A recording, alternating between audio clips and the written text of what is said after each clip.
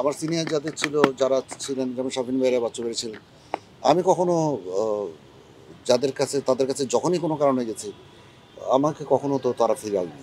আমাকে যেটা সাজেশন দরকার সেটা দিয়েছে। যেখানে যেমন শাফিন ভাই লাস্ট টাইম যখন স্টুডিওতে গেছে, ওনাকে গান শুনিয়েছে অনেকগুলি আনরিলিজড গান, যেগুলো রিলিজ হবে বলছে। উনি আমার মতামত দিল যে এখানে এটা ঠিক কর, কারণ উনি একজন কমপ্লিট মিউজিশিয়ান ছিলেন। তো এইসব সিনিয়র মানুষগুলি আসলে চলে যাওয়া মানে হচ্ছে আমরা গার্জিয়ান শূন্য হয়ে যাওয়া। আমরা আর কারো কাছে যাওয়ার আর জায়গা রইল না। তো আমাদের যারা জুনিয়র তাদেরকে বলবো, মিউজিক কে কতটুকু জানে এটা তো একেবারেই অন্য হিসাব, কিন্তু অভিজ্ঞতাটা অনেক বড় একটা ব্যাপার। এই অভিজ্ঞতাটা যদি শেয়ার হয় তাদের অগ্রজদের সাথে, তাহলে ওদের জন্য ভালোই হবে, এটা খারাপ হবে না। শাফিন ভাই চলে যাওয়া কোনোভাবে মেনে নিতে পারছি না। জলজ্যান্ত একটা মানুষ দেশের বাইরে গেলেন প্রোগ্রাম করার জন্য, ফিরলেন একটা ডেড বডি হয়ে।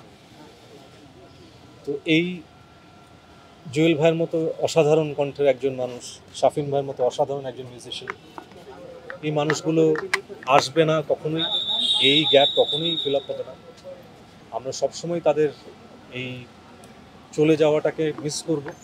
শাফিন ভাইয়ের কাছ থেকে দেখতে হয় যে এরকম একটা ব্যাকগ্রাউন্ড, এক ধরনের মিউজিক্যাল রয়্যাল ব্যাকগ্রাউন্ড থেকে আসার পর, এবং নেক্সট জেনারেশনের মিউজিশিয়ানদের সাথেও উনি কাজ করে গেলেন মাইলসের পরে আর কি, এবং মাইলসের সাথে এত দীর্ঘ জার্নি।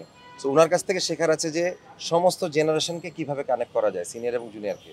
সো এইটা শাফিন ভাইয়ের কাছ থেকে শেখার আছে। কিন্তু আমাদের দুঃখ করতে ওই জায়গায় যে এই মানুষগুলিকে আর কিছুদিন ইন্ডাস্ট্রিতে দরকার ছিল খুব বেশি। শাফিন ভাইয়ের মতো একটা মানুষ, এরকম একটা মিউজিশিয়ান, উনি তো আমাদের গার্জিয়ানের মতো ছিল। ওনাদেরকে দেখেই গান বাজনা আমরা শিখেছি, আমরা করেছি। উনিও চলে গেল। কারো স্থান কখনোই পূরণ হয় না, কারো জায়গায় কেউ কখনো যায় না। এভাবে চলে যাওয়াটা এটা ইন্ডাস্ট্রির জন্য ভালো হয়নি। অ্যাটলিস্ট আমাদের জেনারেশনের জন্য, মানে আমাদের এখনও কিছু অসমাপ্ত কাজ আছে, এই কাজগুলিতে ওনাদের অনেক ভূমিকা থাকতো আর কি। তো দুর্ভাগ্য, চলে যেতে হলো ওদের। শাফিন ভাই বাংলাদেশের একজন কিংবদন্তি শিল্পী।